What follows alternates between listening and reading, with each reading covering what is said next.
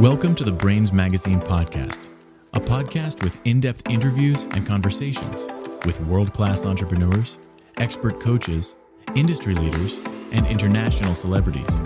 Get exclusive insight into the world of business, mindset, leadership, and lifestyle with your host, Mark Sefton.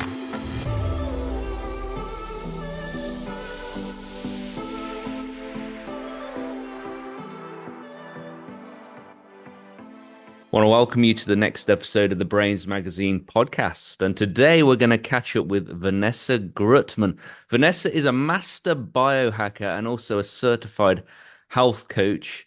You've done some incredible things, Vanessa, as well as selling a company, which I definitely kind of want to jump into. How are you today? I'm so good. Thank you for having me. I'm excited about this conversation.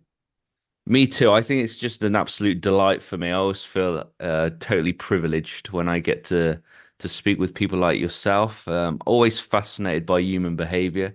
Always like to challenge myself with, let's get the very best out of Vanessa so that everybody can learn something, be inspired, can take action. Because for me, you know, we really got to be in the business of revelation. I talk about how we live in knowledge overload, but unless you apply that knowledge, it means diddly squat. And so what we want is revelation, because that's what I see as the main difference, right? Yes, you got to integrate that knowledge. Agree.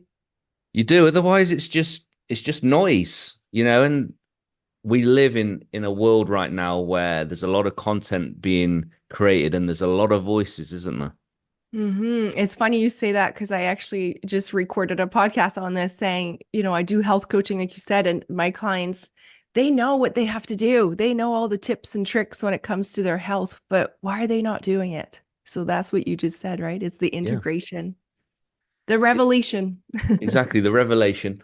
And I also think it's really interesting how often when we are in our own craft and in our own like sweet spot, sometimes we find that when we have a personal challenge, we don't always respond the way we would if somebody outside of us had that challenge, which is really fascinating, which leads to the point of, you know, every coach needs a coach, every teacher needs a teacher, right? Yes, exactly. Why Now, do it alone?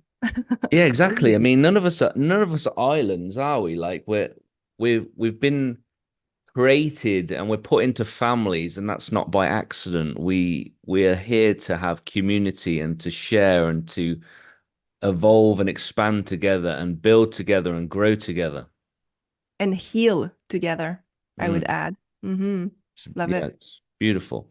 I'm sure we're going to get into some of this stuff in a much more deeper way. I wanted to ask you, because sometimes we hear buzzwords, sometimes we hear words, and sometimes people just don't ask. And I also think it's really helpful. But what on earth is a master biohacker? What is that? What on earth? This is totally self-proclaimed, by the way. But biohacking is really this, I'm not going to call it science, but it's this art of optimizing health and longevity. So it's really expanding health span and not necessarily lifespan, but really health span. And it's interesting because I do have a bit of a different vision on biohacking than what's out there, because it's a very masculine driven movement.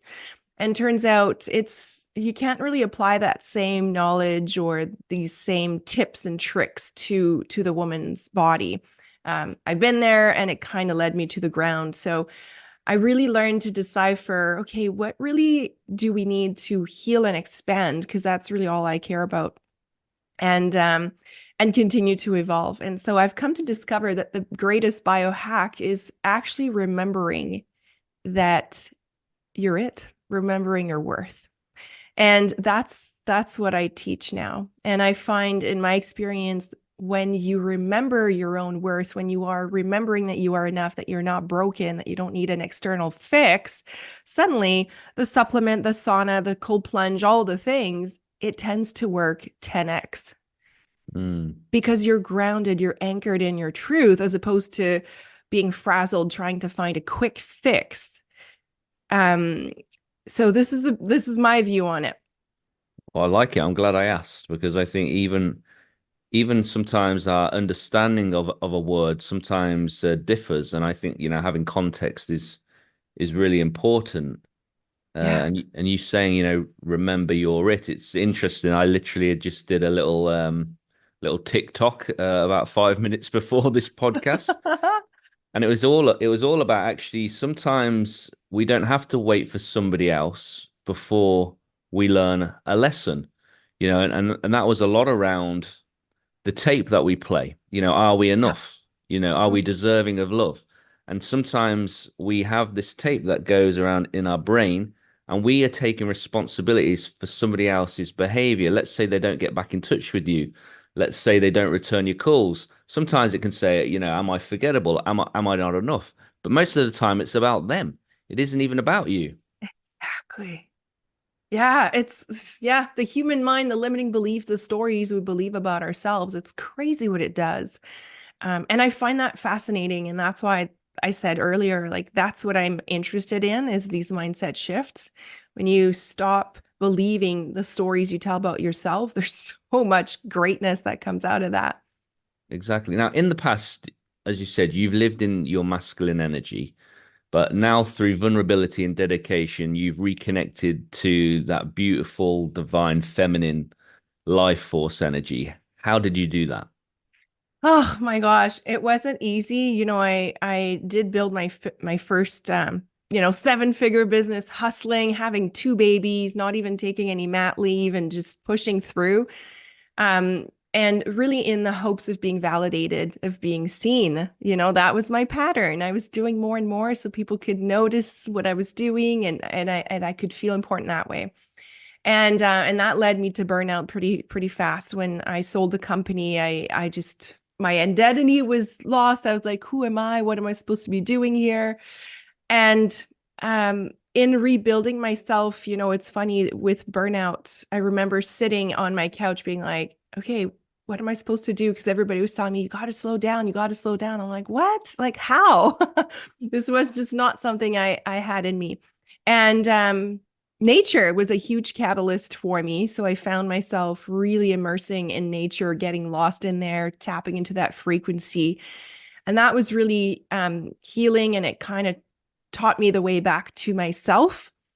And then I just went and certified myself as an integrated health practitioner and discovered how to clean my vessel. I always say our body is like a vessel. Mm. And it had toxins and a bunch of things that weren't supposed to be there. So I started working on clearing that out, detoxification.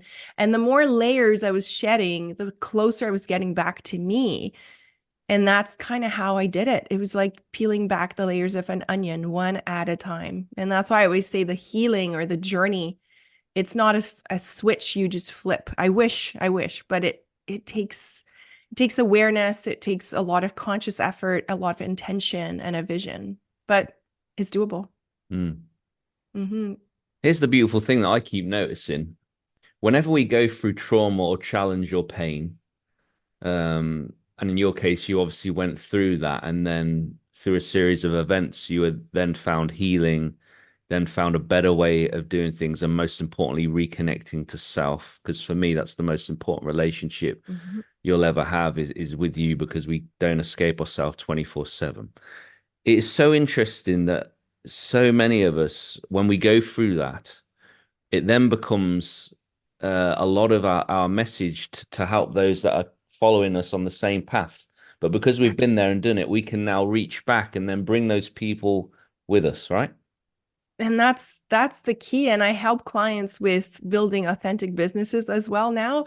And that's exactly what I tell them. Your hardships are like the solutions that you found to overcome these hardships. They're your greatest gifts. Mm. I always say life happens not to you, but for you. And when you understand that and you're able to overcome it and share to the world, oh, that's where the beauty is. It is.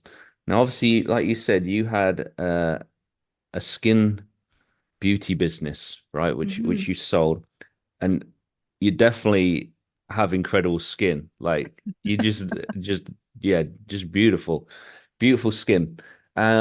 I wanted to ask you, what is it like to actually sell something that you've personally built? Like you've obviously put a lot of time and energy into that. It was your baby. And then I've spoken to a couple of other people that when they've sold their business, they actually then feel lost. What was it like for you? What is it that like? What was it like? Excruciating is the Mm. first word that comes to mind. I mean, my contract was um was difficult because I had to stay on for 4 years. So anybody listening, if you're in an exit strategy, a merger or anything, do not ever do that. This was, I thought it was a good idea at the time only because this was my company. I loved it through and through. And it was built and I had partners, but it was built through sweat and tears. And it's something that I was like, 4 years, no problem. I've already been doing 10. Like, we've got this. Um, and yeah, it turns out, no, it was hard. Actually, the day after we sold all the papers, it was interesting how everything changed. Okay, now this person makes a decision. This person is in charge of the budget. This person is, and so what was the most difficult is I was so clear on the vision, and then suddenly I didn't have anything to say about it. And, the quality went down, the customer service went down, and I couldn't do anything about it. Um, I mean, I tried where I could, but ultimately it wasn't my decision anymore. And so that really contributed to my burnout for sure, because I lost myself. I remember being like, who am I? What am I supposed to be doing here? What's my purpose? I really found myself, I couldn't wake up in the morning, everything, my hormones weren't firing up anymore and nothing. Like, my body was like, there's something you need to learn here before you get back up. And so, yeah, that's what I did. I don't know whether I'm over dramatizing how that kind of how I'd think that might be. It'd almost be like, having your own children, giving them up for adoption, but then still being in Being and it. around them. Yeah, Yeah. exactly. Oh. Oh, it's so hard. So, I found strategies where, I went part-time, and so I found ways to navigate it the best I could. And I only exited in April last year. Yeah. And so one thing I did is as I healed myself from this burnout, of course, people started noticing, my energy shifting and, me seeing the light again. And so I started helping women just through word of mouth, coaching them. And that's how it started. But I only released my first offer, 12 months ago, and it just took off, like immediately. And that was a blessing because for the four last month of my contract, I was able to, really focus on, like, have this renewed energy, really see like, okay, like, now I know my path. Now I know my purpose. Mm, Now I know why this happened to me. mm. So other than the lesson of never commit to something for 4 years, Never. Like 6 months or less, I would yeah. say. What do you feel was the most uh helpful learning experience from selling something that you had built? I did find myself going into a bit of the victim mindset. And I think, pointing fingers, saying they're the bad guys, basically trying to find a villain. And now what I know is when you do that, you actually give your power away. And Mm, so that definitely was the biggest learning. Is now I know that through any situation, I need to keep my power and my leadership, and pointing fingers doesn't help. And I always say, when you're pointing fingers, there's always one pointing back at you. And I forgot that one because I was so, I was just so ingrained in this, story, because I was losing myself. So I didn't really know who I was anymore. And it was easier to just find a villain. That way I didn't have to look at myself. So mm, that was the biggest learning for sure. And now I can smell it miles away in my clients. mm, Like, okay, I see where you're going with this, but let's stop here because you have the answers. At the end of the day, we have more control than we think. mm. And that's probably why you had to smell it in yourself before you could smell it in someone else, right? 100%. Yes. But I also had to notice it. It takes a lot of awareness to get out of that loop, because it's Mm, so confronting it's great because it's numbing. It takes you away from the real problem, takes you away from you, the core of it. And so it's just like Netflix or the glass of wine, or, it helps you just numb. Mm. The villain story is kind of the same thing, the victim. Mm. I was going to ask you actually, what is it that you do for yourself to make yourself feel better? From somebody who's been on quite a journey. You had two children. You were working hard. You sold a business. You're now a master biohacker. You're working with people with their health, reconnecting. Like, how is it that you make yourself feel better? Because I'm always fascinated by actually what is it that you do? Yeah, to me, now one thing I know is, um, and that is the feminine energy is really, I need to prioritize myself. I can't give from an empty tank. So, self-care is really important for me. I have strong morning routines. I have strong evening routines. And throughout the day, nervous system is at the core of my intention. So I want to make sure that I give my nervous system a chance to tap into parasympathetic, whether it is through literally 5 deep belly breaths that I'll take, a couple times in the day, meditation. Um, but I also have all the biohacks. I have a grounding mat under my feet to keep me grounded. I'm sitting on a PEMF mat to reduce inflammation and keep me like sharp. I've gathered this collection of tools now to help me to make sure my output is clean. That's something that is important to me because I also believe in energetics and what you're an energetic match for. So I try to keep my energy as clean as possible and as grounded as possible throughout the day. But I have built routines that support me, so movement in the day and meditation in the morning and journaling and, just noticing my thoughts and noticing what's on my mind. I do have days when, I'm low, and I'm also able to honor these. Before I used to expect of myself the same output all the time. Mm.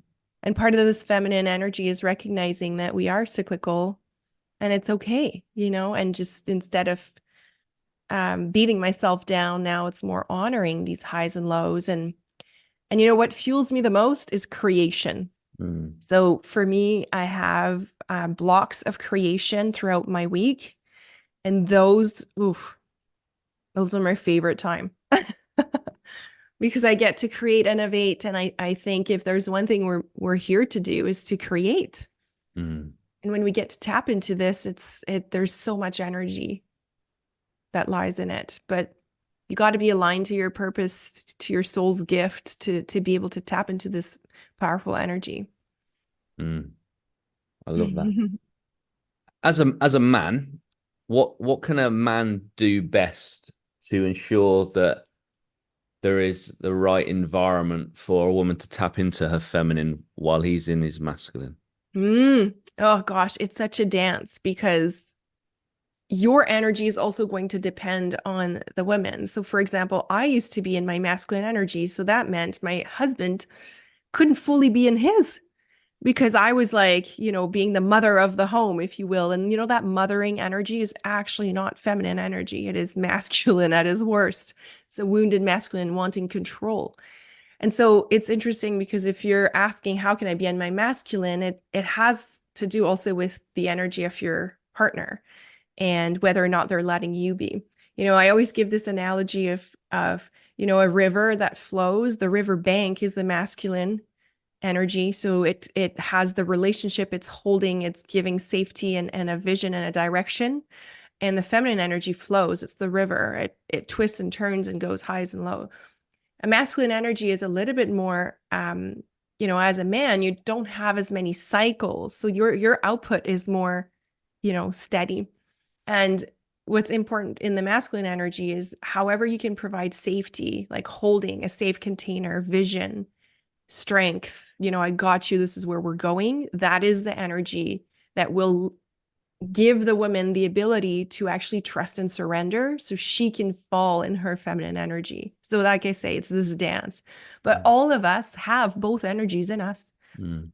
I can't just be in my feminine, otherwise I don't get anything done. So it's this dance, but in a relationship, it's really honoring this surrender, which is a deep level of trust. It's the deepest level of trust you can have. Mm. And that's hard to achieve that if your nervous system is not regulated, if you're believing the stories in your head, if you're if you're being the victim, you can't be in a state of surrendering. And so it's hard for the partner to be in his masculine energy, for example. So I wish there was like a quick, like, do this, do that. But in a nutshell, if you step up in your safety, like, I got you, or this is where we're going, this is the direction, usually there tends to be a softening on the other side. Mm. I like that you said that masculine is the riverbank and the feminine is the river that flows through. Which Yeah. you can really like understand, and that's just Yeah. just a A beautiful. coach gave me this analogy once, and I was like, I'm stealing this from you. This is so good because I can totally understand and see it, you know? Exactly. That's really, really good.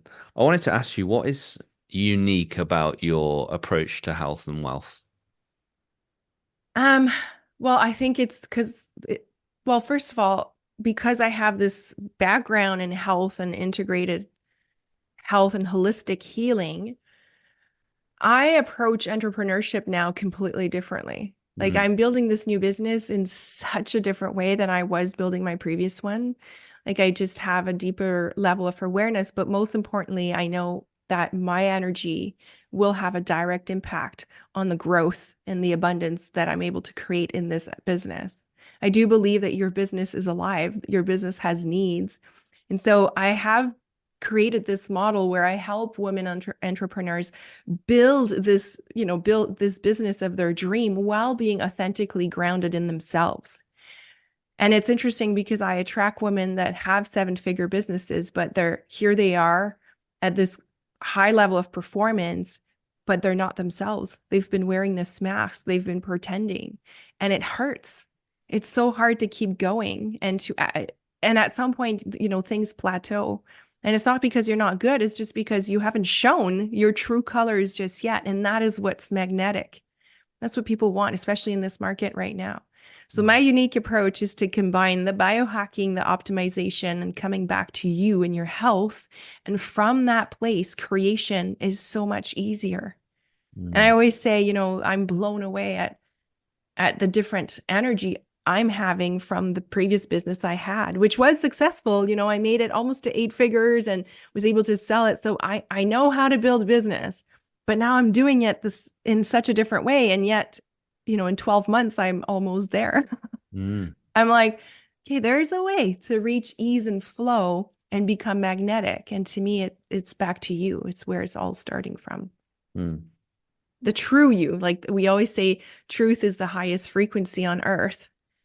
And somehow, especially women, we are so wrapped up in these stories of people pleasing and perfectionism that we just miss the purpose. We defeat the mm, purpose. mm, We're pretending to be this perfect person wearing this mask and just walking through life deeply wounded because we mm, don't know who we are. And so mm. once you're able to reconnect and remember your truth, things open up big time. You talk about magnetic because it's quite exhausting when you're trying to pull people towards you, whether Mm. that's relationally or in business. But being magnetic, it draws people. Do you can you How do you explain? do it? Yeah, how you shift that? And this is true in business and relationship, Mm, anything. When you start focusing on you and you start, I see this every day with my clients. When you really start peeling back the layers, like I said earlier, and you do decide to not make it about anybody else, but make it about you, like, the greatest journey, the greatest work, the masterpiece. When you become the masterpiece of your life in the making and you start, really being dedicated to your own evolution, suddenly, energetically, it takes everybody off the hook. There's something that happens, and that's true also in a relationship. Um, and what that does is suddenly people are like, then they can make their own choice. Do you know what I mean? Like instead of like trying to force you in, suddenly you're empowered to make your own choice and decide, is this for me or not? And so the people that you get to magnetize are all in because they decided to be there. Mm. And so, but that's because energetically I'm focusing on me and healing me. And just, I know that I'm here to activate and inspire people. And so I just sit in that truth and that power. And I'm just me. Mm. Isn't that wild how easy Mm. it is? Mm. We've made it so complicated. It Yeah. always blows my mind. I'm like, why are we taking all these workarounds and this, and now with AI, it comes and and brings it to another level. And I think more than ever, there's never been a greatest time to be online and have an online presence that is authentic. Mm. Because I don't know about you, but I can already know whenever an email has been written by AI or like I know it. It's like it's so easy to see. And so having your voice is so important right now. Very true. It's funny, isn't it? 'Cause it's almost like we're waiting to be spoon-fed. Well, we have to, feed ourselves and take back ownership rather than kind of putting somebody, I can't remember who said it, but somebody said that, like, for example, putting your happiness in the hands of somebody else is like putting the thermostat of your heater in your neighbor's home. You have no control of the dial. Exactly. Makes no sense when you think of it, but we do this all day long. Mm. And that's because it's so easy. It's easier to go through life disconnected to ourselves, so much easier. But the true liberation and healing comes when you get back in your body. Mm. Mm-hmm. I can tell that you're, very conscious and awake, and have a depth, and obviously very reflective and intuitive. So I always think that it's really important before I end these, I just create a little space just for you to share something intuitively that you feel like we need to hear before you let people know how they find out more about you. Oh, I love this. You're right. It's interesting because I've found myself in this coaching really starting with tips and tricks. You got to drink your smoothie in the morning and you got to do this and drink your water. And then I got tired of this. And I guess the last thing I want to say is the day I gave myself permission to evolve and take people along with me on this journey, everything changed. And so we often get trapped in these labels, these titles, and we end up just walking our life not even connected to who we are and not even allowing us this evolution, which is really why we're here. We're a work in progress, right? Whenever you're at destination, it's like, what? The journey is so much more fun. So I guess all I want to say for people listening is, if you have this calling within, or if you have, there's something inside of you that's like wanting to stretch, give yourself permission to explore it, because there's a reason why you're feeling that. There's a reason why you're called to it. And, the biggest disservice you can do to yourself is actually not listening to the calling. And I've seen this over and over again. This is what creates disease in the body, because it creates lack of flow and lack of, communication at a cellular level. And we know now, for example, cancer is 7-8 years in the making due to emotional trauma and disconnection in the body. And so if you have this little voice, this calling, just give yourself permission to explore it, because that could be the greatest gift you give to yourself. It's beautiful. So Vanessa, how do people find out about you? So I do hang out on Instagram the most. That's kind of where I connect with my people. So I'm at vanessa.grotman. And otherwise, my website, vanessagrotman.com. I also have an online store with all my tips and tricks.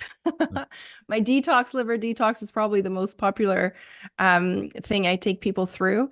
But other than that, I do have different coaching containers where I can support people in their healing and evolution and creation of a business that really is here to heal the collective. I love that. Thank you so much for joining me on today's episode of the Brainz Magazine podcast. Thank you, Mark. This was amazing.